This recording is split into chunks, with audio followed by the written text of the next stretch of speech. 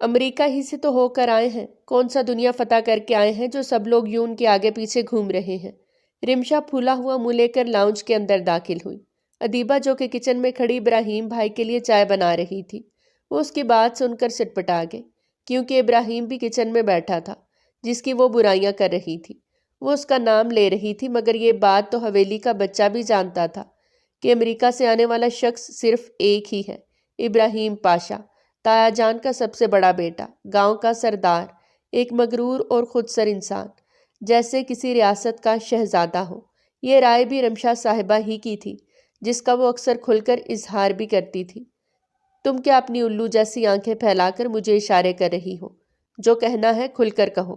رمشا نے ناگواری سے ادیبہ کو دیکھا، جو اسے خاموش ہونے کا اشارہ کر رہی تھی۔ قسم سے اس انسان نے میرا دماغ خراب کر دیا ہے، اب حویلی سے باہر جانے پر بھی پابندی لگا دی ہے۔ خود تو 4 سال امریکہ اور نہ جانے کون کون سے ملک میں لور لور کرتا رہا ہے۔ ایک بار پھر سے اس نے اپنے دل کی بھڑاس نکالی۔ ابھی وہ اپنی ایک دوست سے ملنے کے لیے جانے والی تھی کہ گارڈ نے اس کا راستہ روک دیا۔ تم ایک نظر ٹائم پہ بھی تو ڈالو، رات کے 9 بج رہے ہیں۔ پہلے بھی میں اسی ٹائم پر ہی گھر سے باہر نکلتی تھی، پہلے تو کسی نے مجھے نہیں روکا۔ زہر لگتا ہے مجھے وہ انسان، قسم سے نخرے ایسے دکھا رہا ہے جیسے وہاں پر پریزیڈنٹ رہ چکا ہو۔ مجھے تو لگتا ہے 4 سال اس نے وہاں پر دوسروں کے واش روم ہی صاف کیے ہوں گے۔ وہ پھر سے شروع ہو گئی تھی۔ ادیبہ کا دل کر رہا تھا کہ وہ اپنا ماتھا پیٹ ڈالے۔ ابراہیم کا غصے کے مارے برا حال تھا۔ آج سے پہلے کسی نے بھی اس کے بارے میں اس طرح کے خیالات کا اظہار نہیں کیا تھا۔ لڑکیاں تو اس کے آگے پیچھے گھومتی تھیں اور اس کی ایک جھلک دیکھنے کے لیے ترستی تھیں۔ اگر وہ کسی پر نظر کرم کر دیتا تو وہ لڑکی اس کو اپنی خوش قسمتی تصور کرتی، اور یہاں پر یہ محترمہ تھی جو کب سے اسے ذلیل کر رہی تھی۔ تم نے پھپھو کو دیکھا تھا کیسے اس کے آگے پیچھے گھوم رہی تھی، جیسے وہ سکندر اعظم ہو۔ میرا تو دل کر رہا ہے کہ جو تھوڑے سے بال اس کے سر پہ بچے ہیں وہ بھی کھینچ کھینچ کے اتار دوں۔ گنجا ہو جائے گا تو زیادہ پیارا لگے گا۔ ڈاکٹر ابراہیم، مجھے تو اس نام سے بھی نفرت ہو گئی ہے۔ ادیبہ اس سے زیادہ اور کچھ بھی نہیں سن سکتی تھی۔ اس نے جلدی سے چائے ابراہیم کے سامنے رکھی۔ ابراہیم اس کو یوں گھور رہا تھا جیسے ساری غلطی اس کی اپنی ہو، حالانکہ وہ تو اس کی سائیڈ لینے کی کوشش کر رہی تھی۔ یہ الگ بات تھی کہ اگر وہ محترمہ رمشا صاحبہ کے ساتھ اکیلی ہوتی تب وہ بھی ابراہیم کی شان میں قصیدے پڑھتی، کیونکہ وہ جب سے آیا تھا ادیبہ سے ہی کام کروائے جا رہا تھا۔ اتنی سخت بھوک لگ رہی تھی مجھے، سوچا تھا باہر جا کر برگر کھا لوں گی، مگر اس جلاد کی وجہ سے گھر میں ہی رکنا پڑ رہا ہے۔ میں کل ہی دادی جان سے اس کی شکایت لگاتی ہوں۔ یہ کہہ کر تن فن کرتی ہوئی وہ کچن کے اندر داخل ہوئی۔ فریج سے اپنے لیے کھانا نکال کر جیسے ہی وہ پلٹی، اس کی سانسیں اکھڑنے لگی۔ سامنے ہی وہ کرسی پر بیٹھا اسے کھا جانے والی نظروں سے دیکھ رہا تھا۔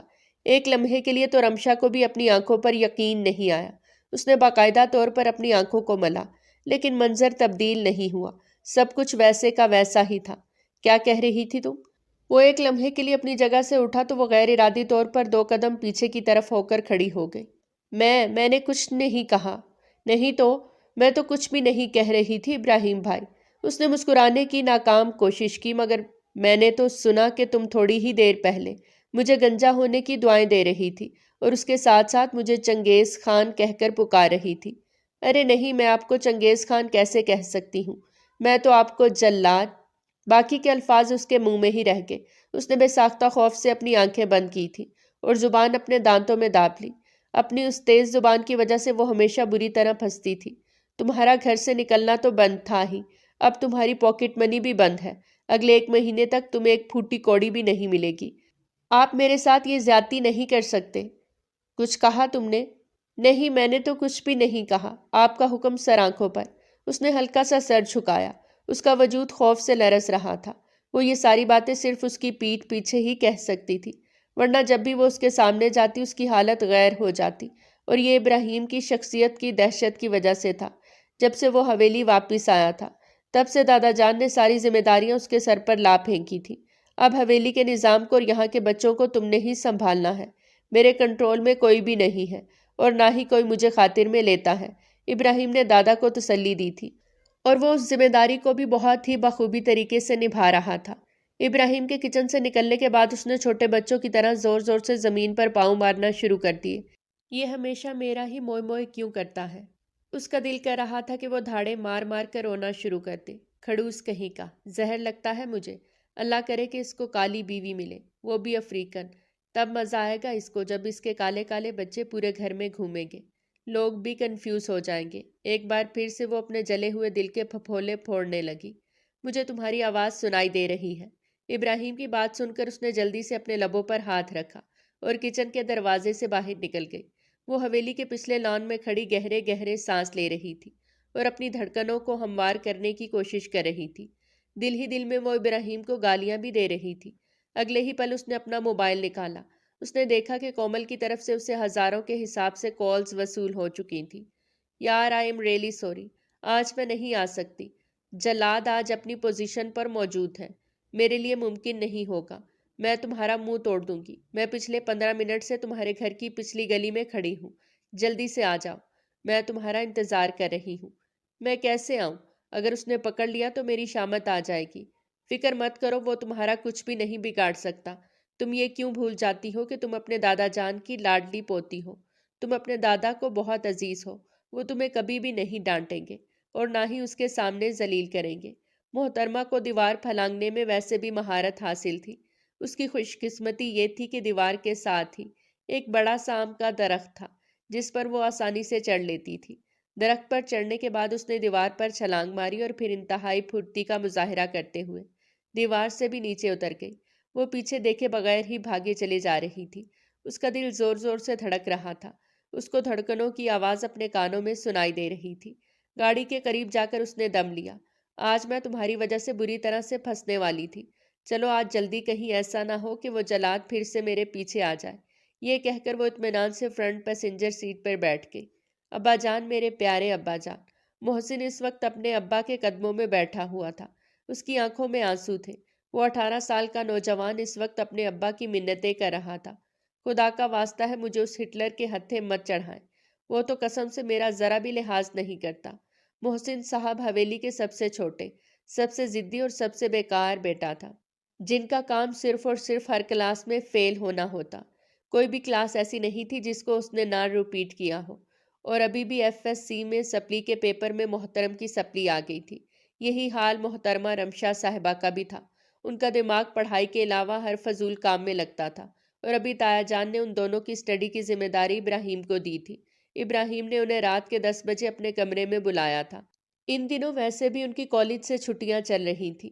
پھر رات گئے تک وہ آوارہ گردی کرتے رہتے یا پھر موبائل استعمال کرتے رہتے۔ ابراہیم کو بہتر لگا تھا کہ رات کو 2 گھنٹے وہ ان کو پڑھا لیا کرے۔ محسن اسی وجہ سے تایا جان کے قدموں میں گرا ہوا تھا۔ ابراہیم اس کا ذرا بھی لحاظ نہیں کرتا تھا، اس کو ذلیل کرتا اور اگر موقع ملتا تو 2 ہاتھ بھی لگا دیتا۔ مجھے اس جلاد کے پاس نہیں پڑنا۔ مرد نہیں روتے ہیں، میں فی الحال ایک چھوٹا بچہ ہوں، اس نے دانت پیستے ہوئے کہا۔ بغیرت اپنے باپ سے کیسے بات کر رہا ہے؟ اگلے ہی لمحے اکرام صاحب نے اسے لات ماری تو وہ پیچھے کی طرف جا گرا۔ یعنی آپ مجھے ہر حال میں اس کے ہاتھوں ذلیل کروائیں گے؟ اگر سپلی کے پیپر میں تم سپلی نہ لیتے تو میں ایسا نہ کرتا، لیکن ابھی ضروری ہے کیونکہ اس کے علاوہ کوئی بھی تم لوگوں کو کنٹرول نہیں کر سکتا، تو میں اکیلا کیوں جاؤں؟ اس چڑیل کو بھی کہیں کہ وہ بھی میرے ساتھ چلے۔ فکر مت کرو، وہ بھی تمہارے ساتھ ہی جائے گی۔ جتنی قابلیت اس نے اس بار اپنے ایگزامز میں دکھائی ہے، اس کے بعد تو اس کی اماں کا بھی دل نہیں کر رہا کہ وہ اس کو آگے پڑھائیں۔ تایا جان بے چینی سے اپنی پیشانی مسلتے ہوئے بولے، کیونکہ انہیں سب سے اہم ذمہ داری ملی تھی کہ وہ رمشا صاحبہ کے لیے رشتہ ڈھونڈتے۔ جس طرح کی اس کی حرکتیں تھی سارا محلہ ہی واقف تھا۔ خاندان والے تو اس کا نام سن کر ہی پناہ مانگتے تھے اور اپنے کانوں کو ہاتھ لگاتے تھے۔ پتہ نہیں کون اس لڑکی سے شادی کرنے کے لیے تیار ہوگا۔ وہ اپنے دوست سے بات کر لیتے، لیکن وہ ان کے بیٹے کو بھی دن میں تارے دکھا چکی تھی، یعنی اس نے اپنے لیے سارے راستے بند کیے ہوئے تھے۔ میں جا کر اس کے کمرے میں اس کو تیار ہونے کے لیے کہتا ہوں۔ وہ اپنے لبوں پر شیطانی مسکراہٹ سجاتا ہوا لمبے لمبے ڈگ بھرتا رمشا کے کمرے کی طرف بڑھ گیا۔ وہاں سے نکلنے سے پہلے رمشا نے نمرا کو کال کر کے سب کچھ سمجھا دیا تھا۔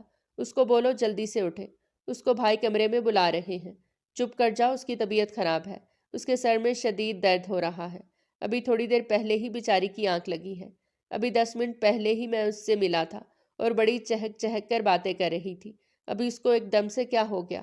اس نے ضرور کوئی بہانہ بنایا ہوگا۔ میں ابھی اس کو اٹھاتا ہوں۔ شرم کر جاؤ ذرا سی، تمیز ہو، ذرا سا لحاظ ہوتا ہے، مگر تم کیا جانو کہ وہ کیا ہوتا ہے۔ یوں منہ اٹھا کر اپنی فیمیل کزنوں کے کمرے میں نہیں آتے۔ او ہیلو محترمہ، میں آپ کا سگا بھائی ہونے کے ساتھ ساتھ ان کا بھی رضائی بھائی ہوں، اور یہ دوبارہ مجھے مت کہنا۔ وہ انگلی اٹھا کر دھمکی آمیز انداز میں بولا۔ اس کو تو میں سبق سکھاتا ہوں، مجھے اکیلے پھنسوانا چاہتی ہے۔ جتنی دیر میں نمرا اس کے پاس پہنچی تھی، وہ ادھر سے رضائی ہٹا چکا تھا، لیکن نیچے تکیے ایک ساتھ پڑے ہوئے تھے۔ وہ ایک لائن بنی ہوئی تھی اور اس کے اوپر رضائی ڈال دی گئی تھی، جس سے یوں لگ رہا تھا جیسے وہاں پر کوئی انسان سویا ہوا ہو۔ یہ دیکھ کر وہ ڈرامائی انداز میں چلانے لگا۔ چپ کر جاؤ، اس طرح سے کیوں چیخ رہے ہو؟ یہ تو تکیہ بن گئی، نہ جانے اس نے کون سا جرم کیا ہوگا۔ فضول باتیں مت کرو، میں ابھی تایا جان کو جا کر بتاتا ہوں کہ ہماری رمشا تکیہ بن گئی۔ وہ جلدی سے اپنی آنکھوں میں آنسو لے آیا۔ وہ اتنا ہی ڈرامے باز اور اتنا ہی جذباتی تھا۔ سب اسے عجوبہ کہہ کر پکارتے تھے، لیکن اسے کہاں پرواہ تھی۔ اس کا کام تو سب لوگوں کو انٹرٹین کرنا ہوتا تھا۔ میں تمہارا منہ توڑ دوں گی اگر تم نے دوبارہ یہ بات اپنے منہ سے نکالی۔ میں کون سا جھوٹ بول رہا ہوں؟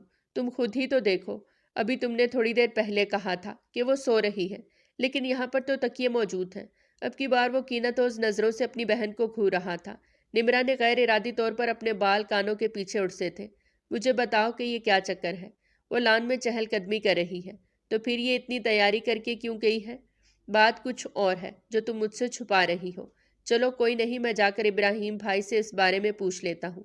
ارے ارے رکو، کہاں جا رہے ہو؟ اس نے اپنے بھائی کے بازو کو پکڑ کر اسے تیزی سے پیچھے کی طرف کھینچا۔ تو پھر مجھے بتاؤ، وہ اس کی آنکھوں میں جھانکتے ہوئے دو ٹوک انداز میں بولا۔ وہ اپنی دوست کے ساتھ کھانا کھانے کے لیے باہر گئی ہے۔ کتنی بے وفا عورت ہے۔ پچھلی بار میں اس کو اپنے ساتھ لے کر گیا تھا اور یہ مجھے اکیلا چھوڑ کر چلی گئی۔ اب تو اسے اپنے کیے کا حساب دینا ہوگا۔ وہ نمرا کے ہاتھوں کو اپنے بازو سے چھڑاتا ہوا تیزی سے باہر نکلا۔ وہ اس کو روکتی رہ گئی۔ وہ اپنی ہی دھن میں چلتا جا رہا تھا۔ سامنے سے آنے والے ابراہیم سے ٹکراتے ٹکراتے بچا۔ ہوا کے گھوڑے پر کیوں سوار ہو؟ ابھی آپ بھی اسی گھوڑے پر سوار ہونے والے ہیں۔ وہ کمینگی بھری مسکراہٹ اپنے لبوں پر سجاتے ہوئے بولا۔ کیا مطلب ہے تمہارا؟ کھل کر بات کرو۔ اگر آپ چاہتے ہیں کہ میں کھل کر اپنے خیالات کا اظہار کروں تو پھر اس کے لیے تھوڑا سا آپ کو اپنی جیب کو ڈھیلا کرنا ہوگا۔ کیا تم مجھ سے رشوت کا مطالبہ کر رہے ہو؟ نہیں، میں تو بس آپ کو فیس بتا رہا ہوں۔ کس طرح کی فیس؟ کیا آپ جانتے ہیں کہ رمشا صاحبہ اس وقت کہاں پر ہیں؟ نمرا بھی بھاگتی ہوئی ان کے پیچھے آ گئی، لیکن ان دونوں کو ایک ساتھ کھڑا ہوا دیکھ کر وہ الٹے قدموں اندر کی طرف جانے ہی لگی تھی۔ ابراہیم نے اس کو روک لیا۔ وہ مضبوط قدم اٹھاتا ہوا نمرا کی پشت پر جا کر کھڑا ہو گیا۔ میری بات سنو۔ نمرا نے ڈرتے ڈرتے اپنی گردن اس کی طرف موڑی۔ رمشا کہاں پر ہے؟ تم انہیں کچھ بھی نہیں بتاؤ گی، انہیں میں بتاؤں گا۔ تم یہاں سے جاؤ۔ محسن کو پیسے اپنے ہاتھوں سے نکلتے ہوئے محسوس ہو رہے تھے۔ اسے اپنی بہن پر بہت غصہ بھی آ رہا تھا۔ سوری، میں آپ کو نہیں بتا سکتی ہوں، یہ دوستی کا سوال ہے اور میں دوستی میں غداری نہیں کر سکتی ہوں۔ میں غدار نہیں ہوں۔ آج کل وہ عثمان غازی دیکھ رہی تھی۔ اگر اگلے 2 منٹوں میں تم نے اپنے اندر سے اس مالا کو نہ نکالا تو میں تمہاری ہڈیوں کی مالا بنا کر گھر کے دروازے کے سامنے لٹکا دوں گا۔ یہ سن کر اس نے خوف سے تھوک نکلا۔ خدا کا واسطہ ہے اس طرح کی دھمکیاں مت دیا کریں، میرا دل چھوٹا سا ہے، پریشان ہو جاتا ہے۔ مجھے بتاؤ کہ تمہاری وہ چڑیل کزن کہاں پر ہے؟ وہ اپنی دوست کے ساتھ گھومنے کے لیے گئی ہے۔ کہاں پر گئی ہے یہ تو مجھے نہیں پتا۔ یعنی تم اس طرح سے نہیں سمجھو گی؟ ابراہیم نے اسے دھمکی دی۔ میں آپ کو بتا رہی ہوں۔ نمرا نے جلدی سے واٹس ایپ آن کیا۔ محترمہ نے جو لوکیشن اس کو بھیجی تھی اس نے وہی لوکیشن اپنے کزن صاحب کو بھیج دی۔ ابراہیم موبائل کی اسکرین کو گھورتا ہوا تیزی سے حویلی سے باہر نکلا۔ کیا تم 2 منٹ کے لیے اندر نہیں رہ سکتی تھی؟ سارے پیسے میرے ہاتھوں سے نکل گئے۔ اس نے جس چیز کے لیے اتنا بڑا ڈرامہ کیا تھا وہ اس میں بھی فیل ہو گیا تھا۔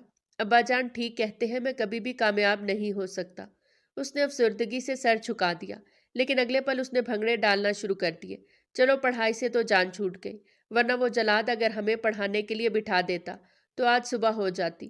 وہ دونوں حد سے زیادہ نالائق تھے۔ ان دونوں کو نہیں یاد تھا کہ آخری بار انہوں نے کب کتاب کھولی تھی۔ رمشا نے سب لوگوں کو اور حویلی والوں کو دکھانے کے لیے ایک اکیڈمی میں ایڈمیشن لیا تھا، مگر وہ روز اکیڈمی میں جانے کی بجائے اپنی سہیلی کے گھر جاتی اور وہاں پر جا کر ہلہ گلا کرتی، بیڈمنٹن کھیل کر گھر واپس آ جاتی۔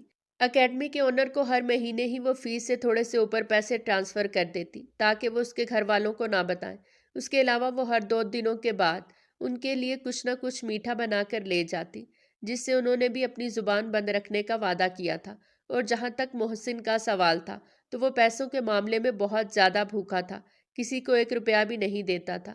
اس کی یہی کوشش ہوتی کہ دوسروں سے پیسے نکلواتا رہے، اس لیے اس نے اکیڈمی پر خرچہ کرنے کی بجائے ہوم ٹیوٹر رکھا ہوا تھا، اور جو اس کا ہوم ٹیوٹر تھا وہ اسی کا ہی بیسٹ فرینڈ تھا، جس کو پڑھائی میں کوئی دلچسپی نہیں تھی۔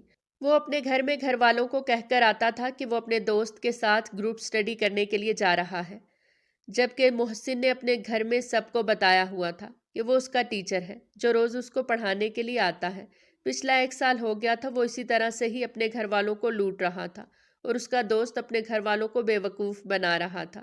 سب لوگوں کی زندگیاں بہت ہی مست گزر رہی تھیں، اور یہ سب کچھ اس وقت تک تھا جب تک ابراہیم صاحب نے حویلی میں قدم نہیں رکھا تھا۔ آج سے 5 سال پہلے ہی وہ MBBS کرنے کے لیے امریکہ گیا تھا، اور اب ایک ڈاکٹر بن کے واپس لوٹا تھا۔ حویلی میں موجود سب کزنوں کی زندگیوں میں بھونچال آ گیا تھا۔ اس میں سب سے زیادہ نقصان محسن اور محترمہ رمشا صاحبہ کو ہوا تھا، کیونکہ ان کی عیاشی ختم ہو گئی تھی۔ اب انہیں ہر کام کے لیے ابراہیم صاحب سے پرمیشن لینی پڑتی، اور ان کے سامنے جواب دہ بھی ہونا پڑتا۔ ابھی بھی رمشا بڑے مزے سے اپنی سہیلی کے ساتھ بیٹھی موموز کھا رہی تھی جب اسے اپنی سہیلی کی آواز سنائی دی، اور کتنا زبردست اور ہینڈسم انسان ہے، آج سے پہلے میں نے اتنا پیارا بندہ نہیں دیکھا، ذرا ایک بار دیکھ تو صحیح۔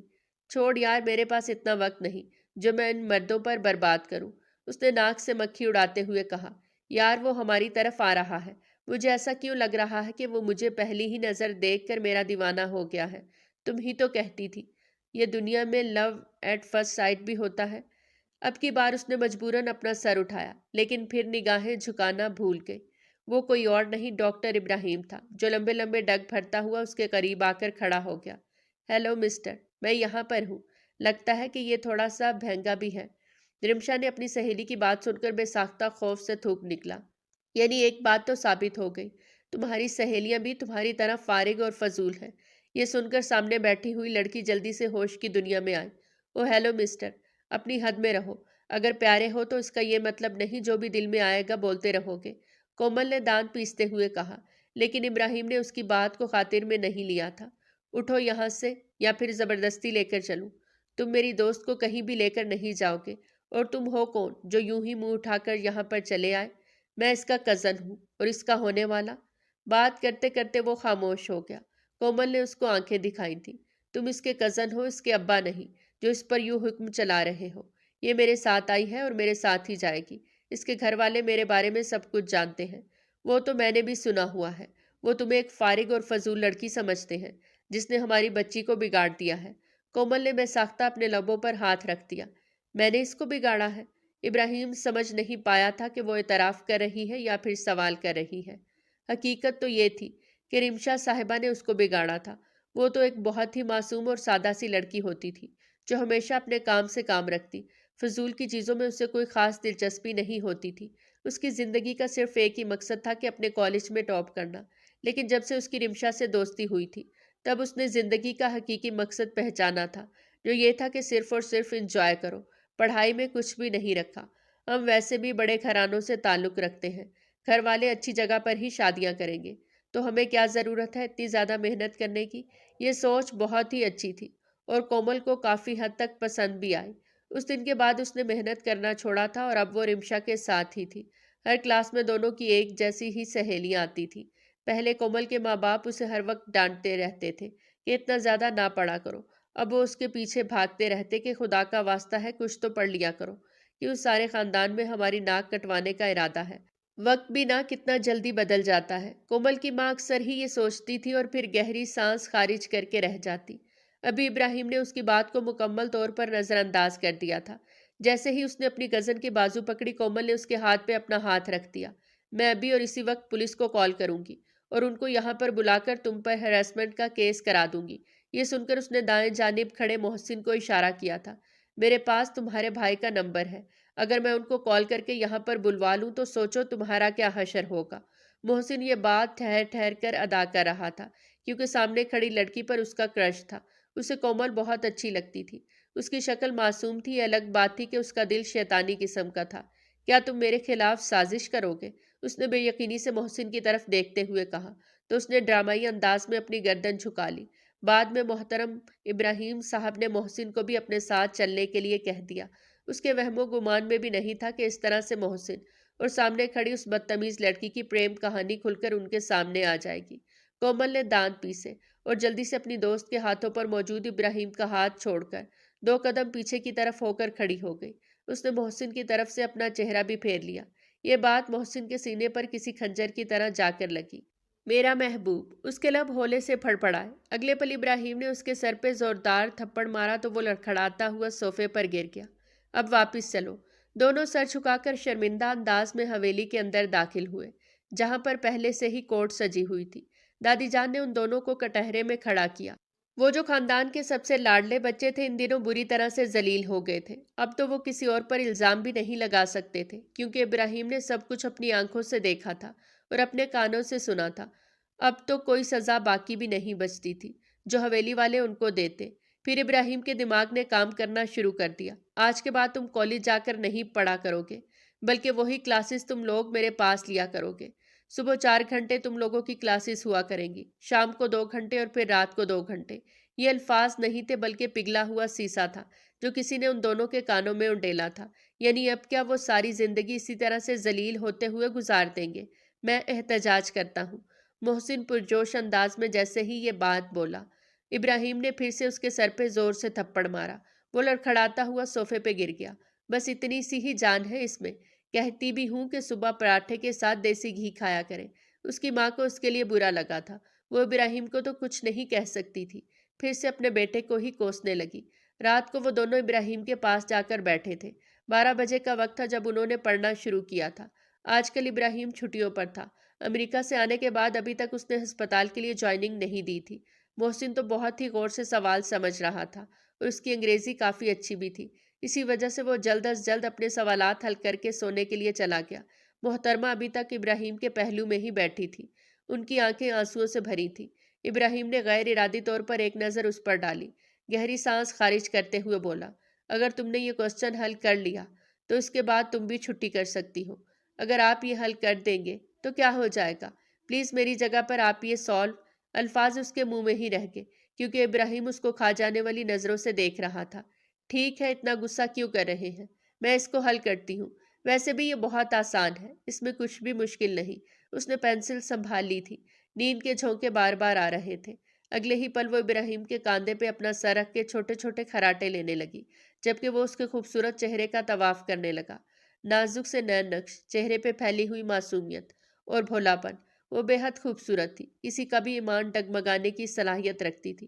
ابھی وہ ابراہیم کے بے حد نزدیک موجود تھی۔ وہ اس کی سانسوں کی تپش اپنے سینے پر محسوس کر سکتا تھا۔ اس نے اسے ہلکا سا جھٹکا دیا تاکہ وہ اٹھ جائے، لیکن جھٹکا لگنے کا بھی اس پر کوئی اثر نہیں ہوا۔ وہ اپنا سر اس کے سینے سے ہٹا کر اس کی گود میں رکھ کر خراٹے لینے لگی۔ پھر اس نے اپنی ٹانگیں بھی کھول دی اور اطمینان سے اس کی گود میں سر رکھ کے لیٹ گئی، جیسے اس نے تکیے کے اوپر سر رکھا ہو۔ وہ ڈرامہ نہیں کر رہی تھی، بلکہ نیند میں اس کی حالت ایسے ہی ہو جاتی تھی، اور جب نیند آؤٹ آف کنٹرول ہو جاتی تو اسے جہاں بھی جگہ ملتی وہ سو جاتی۔ ابھی بھی اس کی حالت نشئی والی تھی۔ ابراہیم نے اس کے چہرے کو ہلکے سے تھپکا کیونکہ اس کی حالت غیر ہونے لگی تھی۔ وہ خوبصورت اور نازک سی لڑکی اس کے بے حد نزدیک موجود تھی، مگر وہ اپنی جگہ سے ٹس سے مس نہ ہوئی۔ جو ہاتھ ابراہیم اس کے گالوں پہ رکھ کر تھپک رہا تھا، محترمہ نے اس ہاتھ کو بھی پکڑ لیا اور اپنے چہرے کے ساتھ لگا لیا تھا، یوں جیسے وہ اس کا کھلونا یا ٹیڈی بیئر ہو۔ یا اللہ، یہ کیسی لڑکی ہے، ذرا سی حیا نہیں اس میں۔ ابراہیم نے اس کا سر اپنی گود سے اٹھانا چاہا، مگر وہ اس میں بھی ناکام ہو گیا۔ اب وہ تھک کر اپنے دونوں بازو پیچھے کی طرف رکھ کر ان کے سہارے بیٹھ گیا اور اس کے گھنے بالوں کو دیکھنے لگا، جو آدھے اس کے چہرے پر پھیلے تھے اور آدھے اس کے جسم پر موجود تھے۔ اسی وقت ہی کمرے کے دروازے پر دستک ہوئی۔ وہ بوکھلا گیا، ایک جھٹکے سے اٹھا، محترمہ کو سنبھال نہ پایا۔ وہ بھی اپنا توازن برقرار نہ رکھنے کی وجہ سے زمین بوس ہو گئی۔ اس کا سر زور سے زمین پر جا کر لگا، جس کی وجہ سے اس کی آنکھ کھل گئی اور اس کی ساری نیند بھی اڑ گئی۔ اب وہ زمین پر بیٹھی چھوٹے بچوں کی طرح پھوٹ پھوٹ کے رو رہی تھی۔ میرا سر پھاڑ دیا ظالم انسان، اللہ کرے تمہارا کچھ بھی نہ بچے۔ وہ اب دونوں ہاتھوں کو اٹھا کر باقاعدہ طور پر اس کو بد دعائیں دینے لگی۔ وہ اس کی تیز چلتی ہوئی زبان کو دیکھ کر دنگ رہ گیا۔ جا کر دروازہ کھولا تو سامنے ہی دادی جان کھڑی تھی، جو تہجد کی نماز کے لیے اٹھی تھی۔ کیا تم نے ابھی تک اسے یہاں پر بٹھایا ہوا ہے؟ ابھی تو اس بیچاری کو چھٹی دے دو۔ اس کو کیا ہوا، یہ رو کیوں رہی ہے؟ چونکہ وہ کمرہ ساؤنڈ پروف تھا، اسی وجہ سے جب تک دادی باہر کھڑی تھی تب تک انہیں کوئی آواز سنائی نہیں دے رہی تھی۔ اب دروازہ کھلنے پر ان کو محترمہ کی رونے کی آواز سنائی دی تو وہ پوچھے بغیر نہ رہ سکی، پتہ نہیں کیا ہوا ہے اس کو دادی جان، مجھے اس انسان کے پاس نہیں پڑنا، یہ بہت ہی ظالم انسان ہے، اس نے مجھ پر قاتلانہ حملہ کیا ہے اور مجھے جان سے مارنے کی کوشش کی ہے، آپ کو پتہ ہے انہوں نے میرا گلا دبا کر میرا سانس بند کرنے کی، یہ کہہ کر وہ پھر سے ان کے گلے لگ کر پھوٹ پھوٹ کے رونے لگی، جبکہ ابراہیم بے چینی سے پہلو بدل کے رہ گیا۔ یہ جھوٹ بول رہی ہے، آپ جانتے ہیں کہ میں ایسا نہیں کر سکتا۔ اس کا چہرہ شرمندگی کے مارے لال ہو گیا۔ اس لڑکی نے واقعے میں اسے دادی جان کی نظروں کے سامنے بھی شرمندہ کر دیا تھا۔ میں جانتی ہوں یقیناً یہ نیند میں تھی، تم فکر مت کرو اور تم جاؤ، جا کر تم بھی آرام کرو۔ وہ اپنی پوتی کی رگ رگ سے واقف تھی، انہیں اپنی پوتی کی حرکتوں کا بھی اندازہ تھا، اسی لیے انہوں نے اپنے پوتے کو تسلی دی تھی اور آرام کرنے کی تلقین کی۔ وہ بھی شکر کرتا ہوا تیزی سے اپنے کمرے میں داخل ہو گیا۔ وہاں پر جا کر کافی دیر تک وہ ایک ہی پوزیشن میں کھڑا رہا۔ کیا چیز ہے یہ لڑکی؟ اس نے بے چینی سے اپنے بالوں میں ہاتھ پھیرا۔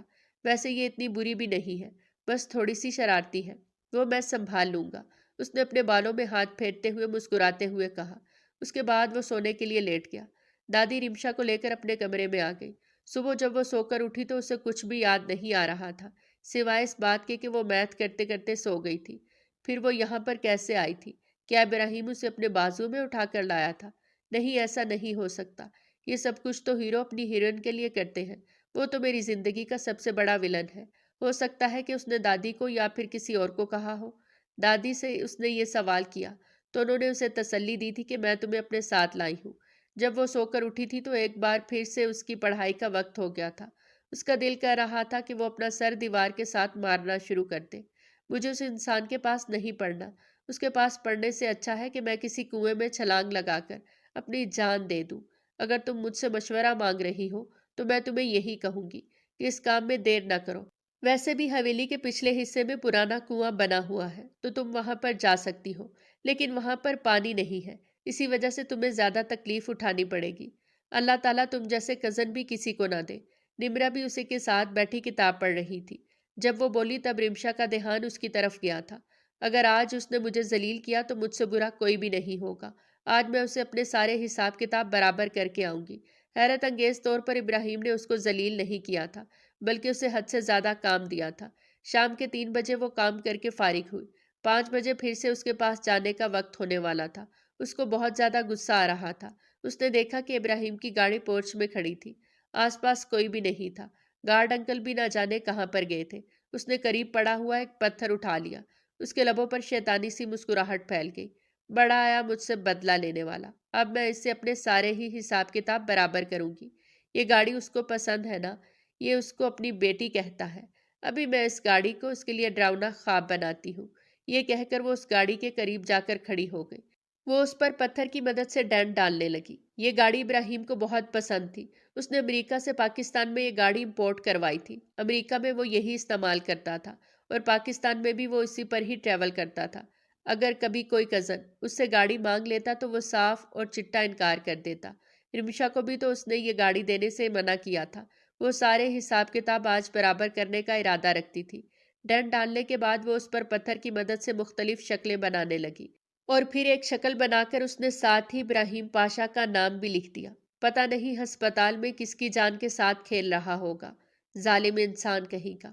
اگر میں کبھی بیمار ہو گئی میں تو اس کے پاس علاج کے لیے نہیں جاؤں گی، کہیں ایسا نہ ہو یہ مجھے زہر کا ٹیکہ لگا دے۔ ویسے بھی اس کا کوئی بھروسہ نہیں ہے، تم اسی قابل ہو کہ تمہیں زہر کا ٹیکہ لگایا جائے۔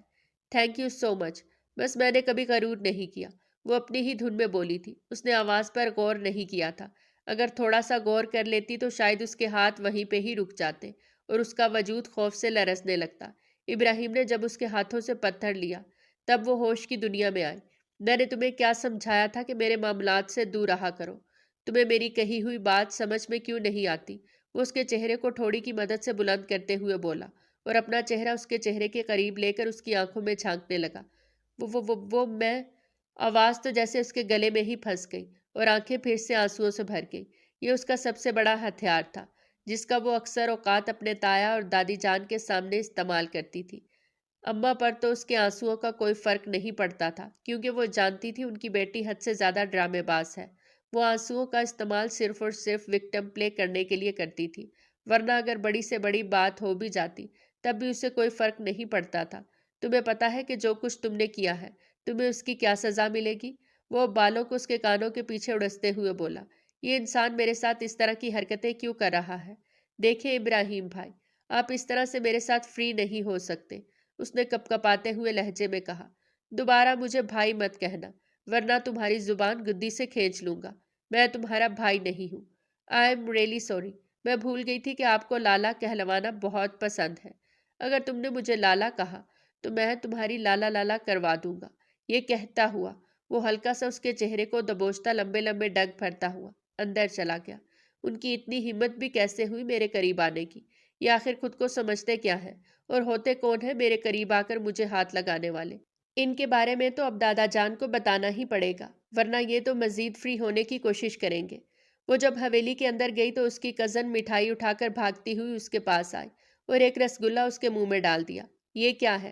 یہ خوشی کی مٹھائی ہے۔ کس خوشی کی؟ کہیں وہ دوبارہ امریکہ تو نہیں جا رہے؟ پلیز یہ کہہ دو کہ ابراہیم بھائی کو امریکہ میں پھر سے نوکری مل گئی ہے۔ ہسپتال والوں نے انہیں وہاں پر بلا لیا ہے۔ ہاں وہ امریکہ جا رہے ہیں، لیکن اکیلے نہیں بلکہ تمہیں لے کر۔ کیا کہہ رہی ہو تم؟ بھائی یہ تمہاری اور ابراہیم بھائی کی بات پکی ہونے کی مٹھائی ہے۔ تمہیں تو خوش ہونا چاہیے کہ اتنا ہینڈسم اور پیارا انسان تمہیں مل رہا ہے۔ نمرا نے اپنے دانتوں کی نمائش کرتے ہوئے اس کے سر کے اوپر بم پھوڑا۔ اس کا سر زور زور سے چکرانے لگا۔ نہیں، ایسا نہیں ہو سکتا، تم لوگ میرے ساتھ اتنی بڑی زیادتی نہیں کر سکتے۔ تو کیا ابراہیم بھائی اسی وجہ سے؟ او کم آن یار، انہیں بھائی کہہ کر نہ پکارو ورنہ تمہارا نکاح مکروہ ہو جائے گا۔ کیا کہہ رہی ہو تم؟ کون سا نکاح؟ کیسا نکاح؟ پلیز جو دھماکہ کرنا ہے ایک باری میں کرو۔ یہ بار بار چھوٹے چھوٹے دھماکے کر کے میرا دماغ خراب مت کرو۔ اس بارے میں تو تمہیں ڈیٹیل سے دادی جان ہی بتا سکتی ہے، میں تو بس تھوڑی سی انفارمیشن ہی دے سکتی ہوں۔ وہ بھاگتی ہوئی دادی جان کے کمرے کے اندر داخل ہوئی۔ ارے میری پیاری پوتی اور میرے ہونے والی بہو۔ دادی اور تائی ایک ساتھ ہی بیٹھی تھی۔ دونوں نے اسے دیکھ کر بازو پھیلا دیے۔ جس قدر والہانہ انداز میں وہ اسے اپنے قریب آنے کے لیے کہہ رہی تھی، اس کا دل کر رہا تھا کہ وہ تیزی سے کمرے سے باہر نکل جائے۔ پہلے وہ دادی جان کے گلے لگی اور پھر اس کے بعد اس نے تائی جان سے پیار لیا۔ وہ مجھے آپ سے ضروری بات کرنی تھی۔ ہاں یہاں پر بیٹھو، مجھے بھی تم سے ضروری بات کرنی ہے، مگر رکو، پہلے تمہاری اماں جان کو آنے دو۔ یہ سن کر اس نے بے ساختہ خوف سے تھوک نکلا۔ اس کے بابا کا اس کے بچپن میں ہی انتقال ہو گیا تھا۔ وہ اپنی ماں کے ساتھ اور اپنے تایا جان کی فیملی کے ساتھ ہی رہتی تھی۔ بچپن سے لے کر اب تک تایا جان نے اسے کبھی بھی اس کے بابا کی کمی محسوس نہیں ہونے دی تھی۔ وہ ان سب لوگوں کی لاڈلی تھی۔ اس کی ہر خواہش بھی منہ سے نکلنے سے پہلے پوری ہو جاتی۔ تائی بھی اسے بے تحاشا محبت کرتی تھی۔ اس کی اماں جان کے آنے کے بعد اس پہ یہ راز کھلا کہ وہ ڈاکٹر ابراہیم کی منکوحہ ہے۔ جب وہ 4 سال کی تھی تب اس کا ڈاکٹر ابراہیم کے ساتھ نکاح ہو گیا تھا۔ کیا آپ لوگوں کو مجھ پہ ذرا بھی رحم نہیں آیا؟ ایک بار بھی آپ لوگوں کو مجھ پہ ترس نہیں آیا؟ اس ظالم انسان سے آپ لوگوں نے میرا نکاح کروا دیا۔ میں اس نکاح کو نہیں مانتی۔ اس سے پہلے کہ وہ وہاں سے اٹھ کر جاتی، اس کی ماں نے اس کو بازو سے پکڑ کر دوبارہ سے بیڈ پہ بٹھا دیا، اور پھر اس کے نخرے کرنے کے باوجود بھی نہ صرف ابراہیم سے اس کا نکاح ہو گیا بلکہ اس کی رخصتی بھی کروا دی گئی۔ سہاگ رات میں وہ اپنے بیڈ پہ بیٹھی آنسو بہا رہی تھی۔ ابھی بھی اس نے اپنی گود میں اپنی بلی کو اٹھایا ہوا تھا۔ اس کو اپنے غم میں برابر کی شریک سمجھ رہی تھی۔ بلی بھی اس کی گود میں سو رہی تھی۔ جب ڈاکٹر ابراہیم کمرے کے اندر داخل ہوئے تو ان دونوں کو ایک ساتھ دیکھ کر اس نے ایک گہری سانس خارج کی۔ یہ سب کیا ہے؟ یہ میری بچی ہے۔ وہ اس کے چہرے کو گھور کے رہ گیا۔ اس کو کمرے سے باہر نکالو، مجھے یہ پسند نہیں ہے۔ اگر آپ کو پسند نہیں تو آپ خود کمرے سے باہر نکل جائیں۔ لڑکی اپنی زبان سنبھال کر بات کرو، میں تمہارا شوہر ہوں، تو پھر شوہر بن کے رہیں۔ اس سے پہلے کہ وہ مزید کچھ کہتی، ابراہیم اس کا بازو پکڑ کر اسے ایک جھٹکے سے اپنی جانب کھینچ چکا تھا۔ وہ زور سے اس کے سینے سے جا لگی اور اس کی آنکھوں میں جھانک رہا تھا۔ میں بھی یہی سوچ رہا ہوں کہ تمہارا شوہر بن کے رہتا ہوں۔ وہ اس کی آنکھوں پر پیار سے پھونک مارتے ہوئے بولا تو وہ ہلکی سی اس کی گرفت میں کسمسا گئی۔ اگلے پل وہ اس کے ہونٹوں پہ فوکس کرنے لگا۔ کیا کر رہے ہیں آپ؟ بچی کے سامنے اس طرح کی حرکتیں کیوں کر رہے ہیں؟ انتہائی معصومیت سے اس نے ابراہیم کو منع کیا۔ کون سی بچی؟ وہ ایک لمحے کے لیے سٹپٹا گیا۔ ارے میں اس کی بات کر رہی ہوں، میری مانو کی۔ ابراہیم کا دل کیا کہ وہ اپنے بال زور زور سے کھینچنا شروع کر دے۔ وہ اسی وجہ سے ہی دادی جان کو منع کر رہا تھا، کیونکہ یہ لڑکی صرف شرارتوں میں ہی تیز تھی۔ اس کا دماغ صرف الٹے کاموں میں ہی چلتا تھا، سیدھے کاموں میں کہاں اس نے اپنی عقل کو کام میں لانا تھا۔ اس نے تو قسم کھائی ہوئی تھی کہ کبھی بھی عقل مندی کا مظاہرہ نہیں کرے گی۔ چلو سو جاؤ، اس بیڈ پر میں اور میری مانو سوئیں گے۔ آپ کہیں اور جا کر سوئیں۔ ایسا کرتا ہوں کہ باہر سڑک پر بستر لگا لیتا ہوں، تمہارا کیا خیال ہے؟ بالکل زبردست آئیڈیا ہے، وہاں پر رونق بھی لگی رہتی ہے، آپ بہت زیادہ انجوائے کریں گے۔ میرا دماغ خراب مت کرو، ابھی اسی وقت مانو کو یہاں سے نکالو۔ جب وہ واپس کمرے میں آیا تو وہ دونوں وہاں پر موجود نہیں تھے۔ تم یہاں پر کیا کر رہی ہو؟ اگر مانو اس کمرے میں نہیں رہے گی تو میں بھی نہیں رہوں گی۔ پتہ نہیں یہ مانو کیسے ان لوگوں کی زندگی میں آ گئی تھی۔ دراصل پچھلے کچھ دنوں میں مانو کی طبیعت خراب تھی، اس نے اپنی بلی اپنی دوست کے حوالے کر دی تھی۔ اس کی دوست ہی اس کی بلی کو ہسپتال لے کر گئی تھی اور پھر اسے محترمہ کے گھر آنے کا وقت ہی نہیں مل رہا تھا اور رمشا کے پاس اجازت نہیں تھی کہ وہ جا کر اپنی بلی لے آتی، حالانکہ اس نے تایا جان کو کہا بھی تھا اور اس نے تایا جان سے اپنی دوست کی بات بھی کروائی تھی، مگر تایا نے اپنے کانوں کو ہاتھ لگایا تھا۔ خدا کا واسطہ ہے ہم پر رحم کرو اور بلی کو وہیں پہ ہی رہنے دو، کیونکہ جتنی خدمت حویلی میں بلی کی جاتی تھی اتنی اگر وہ اپنی اماں کی کر لیتی تو جنت اس کے نام ہو جاتی۔ ابھی بھی ابراہیم بڑی مشکل سے ان دونوں کو اندر لایا تھا۔ کمرے میں ہلکی ہلکی باتوں کی آواز گونج رہی تھی، جبکہ ابراہیم کو مکمل خاموشی میں سونے کی عادت تھی۔ کل صبح صبح اس نے پھر سے ہسپتال جانا تھا۔ وہ سمجھ نہیں پا رہا تھا کہ وہ کیا کرے، نہ تو وہ اس لڑکی کے قریب جا پا رہا تھا اور نہ ہی اسے روک پا رہا تھا کہ وہ اس طرح کی حرکتیں نہ کرے۔ جب کافی دیر تک وہ اسی طرح سے ہی باتیں کرتی رہی تو ابراہیم نے اس کے بازو کو پکڑ کر اسے ایک جھٹکے سے اپنی جانب کھینچا اور اس کے گرد اپنی گرفت مضبوط کر دی۔ اب اس کا سر ابراہیم کے سینے کے اوپر تھا۔ مانو نے بھی خدا کا لاکھ لاکھ شکر ادا کیا تھا۔ وہ بھاگتی ہوئی صوفے پر جا کر بیٹھ گئی اور وہاں پر سو گئی، جبکہ وہ اس کی گرفت میں بری طرح سے مچل رہی تھی۔ اب مجھے تمہاری آواز سنائی نہ دے، یہاں پر ہی سو جاؤ، مگر مجھے آپ کے پاس نہیں سونا، مجھے شرم آ رہی ہے، پلیز چھوڑے، میں نے تو ابھی کچھ کیا ہی نہیں۔ وہ اس کے کانوں میں جھکتا ہوا گہرے انداز میں بولا، میں تمہیں صرف تھوڑا سا وقت دے رہا ہوں، اپنے آپ کو ذہنی طور پر تیار کر لو۔ وہ اس کی 18ویں برتھ ڈے کا انتظار کر رہا تھا۔ ابھی تک وہ پورے 18 سال کی نہیں ہوئی تھی۔ وہ چاہتا تھا کہ جب وہ آفیشلی طور پر 18 سال کی ہو جائے تب وہ اس سے اپنے تمام تر حقوق وصول کرے۔ یہ شادی اس نے دادا جان کے کہنے پر کی تھی اور محترمہ کی امی جان بھی یہی چاہتی تھی کہ وہ اس کو جلد از جلد رخصت کر دے۔ ویسے بھی پڑھائی میں اس کی دلچسپی نہ ہونے کے برابر تھی۔ پڑھائی کا نام سن کر ہی اس کی آنکھوں میں آنسو آ جاتے اور اس کا دل لرزنے لگتا، اس کا دم گھٹنے لگتا تھا۔ اسی وجہ سے انہوں نے بہتر یہی سمجھا کہ وہ اس کا نکاح کر دے۔ اب وہ کافی حد تک مطمئن بھی تھی، کیونکہ وہ جانتی تھی کہ ڈاکٹر ابراہیم بہت ہی سمجھدار اور سلجھا ہوا انسان ہے۔ وہ ان کی بیٹی کو سنبھال لے گا اور اس کی غلطیوں پر پردہ رکھے گا۔ اگلی صبح جب وہ سو کر اٹھا تبھی وہ اپنا سر اس کے سینے پہ رکھ کے سو رہی تھی۔ ڈاکٹر ابراہیم کے لبوں پر پیاری سی مسکراہٹ پھیل گئی۔ وہ غیر ارادی طور پر اس کے بالوں میں انگلیاں چلانے لگا۔ ایسا نہیں تھا کہ وہ اس لڑکی سے نفرت کرتا تھا، وہ اس لڑکی کو پسند کرتا تھا۔ ہاں، کبھی کبھار وہ اس کی حرکتوں سے چڑ جاتا، کیونکہ وہ حد سے زیادہ بچکانہ کام کرنا شروع کر دیتی۔ لیکن اب ابراہیم کو سمجھ میں آ چکی تھی کہ اسے کیسے سیدھے راستے پر لانا ہے اور اسے کیسے فضول حرکتوں سے دور رکھنا ہے۔ اس نے انگڑائی لی تو وہ اس کے نشیب و فراز دیکھ کر بے قابو ہونے لگا۔ اگلے پل وہ اس کی گردن پہ لب رکھ چکا تھا اور پھر اس کے بعد وہ اس کے ہونٹوں پر جھک گیا۔ دم گھٹنے کی وجہ سے محترمہ کی آنکھ کھل گئی۔ وہ جلدی سے اٹھی اور تھوڑا سا پیچھے کی طرف ہو کر بیٹھ گئی۔ اس کی پھولی ہوئی سانسوں کو دیکھ کر وہ محظوظ ہوا اور فریش ہونے کے لیے واش روم چلا گیا۔ شام کو جب وہ گھر واپس آیا تو وہ اس کے انتظار میں کھڑی تھی۔ آپ کو بہت بہت مبارک ہو، آپ بابا بن گئے۔ یہ سن کر اسے ایک پل کے لیے اپنے کانوں پر یقین ہی نہیں آیا۔ تم ہوش میں تو ہو؟ یہ تم کیا کہہ رہی ہو؟ ابھی تو میں نے صرف تمہیں کس کیا۔ ارے میں نے بچہ پیدا نہیں کیا بلکہ میری بلی نے بچے دیے ہیں، وہ جذبات سے چور لہجے میں بولی۔ دیکھیں تو کتنے پیارے پیارے ہیں، مجھے تو یقین ہی نہیں آ رہا کہ میں فائنلی ماما بن گئی۔ ماما تم اس وقت بنو گی جب تمہارے اپنے بچے ہوں گے۔ میرے بچے کب ہوں گے؟ بے ساختہ اس کی زبان پھسلی۔ ہائے اس کی تیز زبان! الفاظ وہ بڑی جلد بازی میں بول دیتی تھی اور پھر بعد میں شرمندہ ہوتی رہتی۔ جب تم کہو۔ یہ کیا کہا؟ وہ اس کے بازو پکڑ کے اسے اپنی جانب کھینچنے لگا۔ لیکن اس کے لیے تمہیں تھوڑی سی تکلیف اٹھانی پڑے گی۔ وہ اس کی ٹھوڑی پکڑ کر اس کے چہرے کو بلند کرتے ہوئے بولا۔ محترمہ اس کے سامنے بے وقوف اور نادان بننے کی ایکٹنگ کر رہی تھی۔ وہ سب کچھ جانتی تھی کہ کیسے وہ ماں بنے گی اور کس طرح کا حق اسے اپنے شوہر کو ادا کرنا ہے، لیکن اس کے باوجود بھی وہ انجان بن رہی تھی۔ مجھے درد نہیں اٹھانا، اس نے یہ کہا اور اس کی گرفت سے نکلنے لگی۔ مگر مجھے تو تمہیں درد دینا ہے، وہ بھی میٹھا میٹھا درد۔ وہ پچھتا رہی تھی کہ اس نے ڈاکٹر ابراہیم کو بلی کے بچوں کے بارے میں کیوں بتایا۔ اس سے تو اچھا تھا کہ وہ اپنی زبان بند رکھتی، مگر وہ اتنی ایکسائٹیڈ ہو گئی تھی کہ اس نے حویلی کے ہر شخص کو ہی بتایا تھا، صرف اس کا شوہر ہی رہتا تھا، اور ابھی شوہر کو بتا کر اس نے اپنے پاؤں پر کلہاڑی ماری تھی۔ مجھے لگتا ہے مجھے تائی جان بلا رہی ہیں۔ یہ کہہ کر وہ اس کی گرفت سے نکلتی ہوئی باہر کی طرف بھاگی۔ ارے اپنے بچے تو لیتی جاؤ، وہ پیچھے سے چلایا تھا اور پھر ہنس دیا۔ اگر آپ کا شوہر آپ کے ساتھ رومانس کرتا ہے تو مہربانی کر کے اس وقت کمرے سے باہر نہ نکلا کریں جب تک آپ اپنے آپ کو کمپوز نہیں کر لیتے۔ یوں باہر آ کر ہم سنگلز کے دل پہ چھری نہ چلایا کریں۔ نمرا نے جلے ہوئے انداز میں اس کے لال ہوتے چہرے اور اس کی بگڑتی ہوئی حالت کو دیکھ کر تنقید کی۔ اپنی زبان کو لگام دو۔ جس دن آپ اپنی ان بے وقوف حرکتوں سے باز آ جائیں گی اس دن میری زبان کو بھی لگام لگ جائے گی۔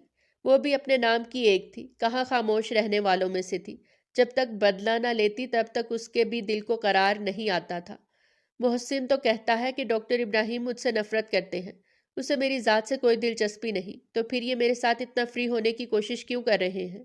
میں نے تو سوچا تھا کہ شادی کا 1 سال اس سے بچ بچ کے رہوں گی اور پھر اس کے بعد اعلیٰ تعلیم حاصل کرنے کے بہانے امریکہ چلی جاؤں گی، وہاں پر جا کر اس کو ڈائیورس دے دوں گی اور پھر اطمینان سے اپنی زندگی گزاروں گی، ملکوں کی سیر کروں گی، کھل کر عیاشی کروں گی۔ وہ اپنے خیالات کا اظہار اونچی آواز میں کر رہی تھی۔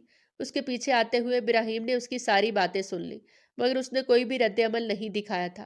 قریب سے اپنا مطلوبہ سامان اٹھا کر وہ پھر سے کچن سے باہر نکل گیا، جبکہ اسے یہ بھی ہوش نہیں تھی کہ وہ وہاں پر آیا تھا۔ اگلے چند دن یوں ہی چپ چاپ گزر گئے۔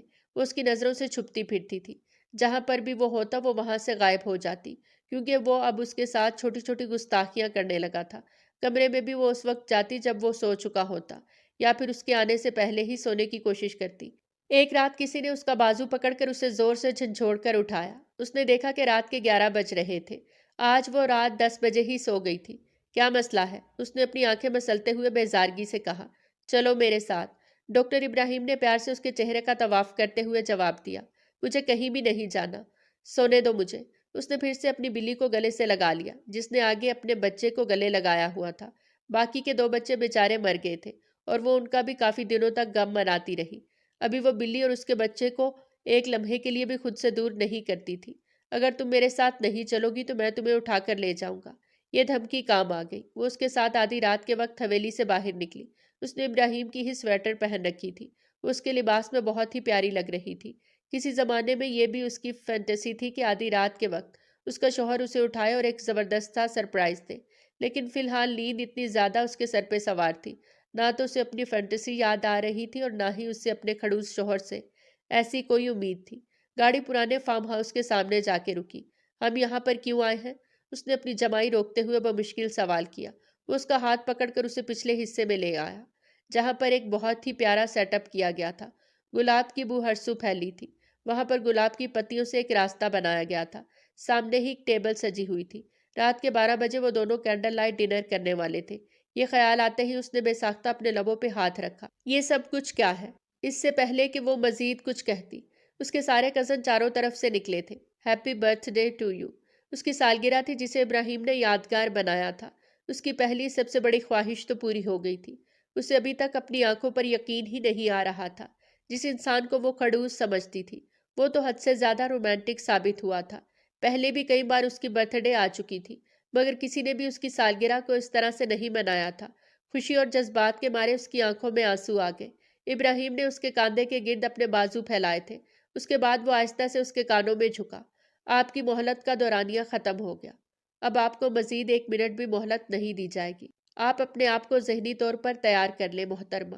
وہ سب لوگوں کی نظروں سے بچ کر اس نے محترمہ کے گالوں پہ پیار سے بوسہ دیا، لیکن نمرا کی آنکھوں نے یہ سب کچھ دیکھا۔ وہ خواہ ہی ایکسائٹیڈ ہونے لگی تھی۔ ابراہیم کا موڈ اس وقت خراب ہوا جب اس نے کومل کو بھی اسی پارٹی میں محسن کے ساتھ کھڑے باتیں کرتے دیکھا۔ اس لڑکی کو یہاں سے نکالو، یہ میری بیسٹ فرینڈ ہے، آپ اس کے بارے میں ایسی بات نہ کریں۔ وہ تیزی سے بولی۔ ٹھیک ہے جان، آئندہ میں احتیاط کروں گا۔ آج اس کی سالگرہ تھی اور وہ اس کے کسی بھی حکم کی خلاف ورزی نہیں کرنا چاہتا تھا، اس لیے اپنے سینے پر ہاتھ رکھتے ہوئے انتہائی مؤدبانہ انداز میں بولا۔ جیسے پارٹی ختم ہوئی سب لوگ اپنے اپنے گھروں کے لیے نکل گئے۔ کزنز بھی حویلی کے لیے روانہ ہو گئے، جبکہ ابراہیم نے آج کی رات کے لیے الگ ہی سیٹ اپ کیا ہوا تھا۔ وہ اسے لے کر بیڈ روم میں آیا، جہاں پر ہر طرف گلاب کی پتیاں تھیں۔ گلاب کی پتیوں سے ہی راہداری بنائی گئی تھی اور وہاں پر ہارٹ بنائے گئے تھے۔ بیڈ بھی پورا کا پورا گلاب کی پتیوں سے بھرا ہوا تھا۔ وہ ایک خوابناک منظر تھا۔ جیسے ہی وہ کمرے کے درمیان جا کر کھڑی ہوئی، ابراہیم اس کی پشت پہ کھڑا ہو گیا اور اس کی گردن پہ جھک گیا۔ آج اس نے کوئی بھی احتجاج نہیں کیا تھا۔ ابراہیم نے اس کا رخ اپنی جانب موڑا تو اس نے ابراہیم کے چہرے کو اپنے ہاتھوں کے پیالے میں لے لیا۔ آج اس نے کوئی احتجاج نہیں کیا تھا، بلکہ اس نے اپنے آپ کو ابراہیم کی سپردگی میں دے دیا۔ اس کا یہ فیصلہ بہترین ثابت ہوا تھا۔ اس کی جتنی بھی خواہشات تھیں ان کو ابراہیم نے پورا کیا تھا۔ سب سے پہلے وہ اسے ورلڈ ٹور پہ لے کر گیا تھا۔ جب بھی وہ کسی جگہ کو دیکھ کر ایکسائٹیڈ ہوتی تو وہ اسے اس کی بات یاد دلاتا کہ طلاق کے بغیر بھی شوہر کی ہمراہی میں زندگی انجوائے کی جا سکتی ہے۔ یہ سن کر کبھی وہ شرمندہ ہو جاتی اور کبھی بے شرموں کی طرح ہنس دیتی۔ مختصراً یہ کہ ابراہیم کی ہمراہی میں اس کی زندگی بہترین تھی۔ والسلام۔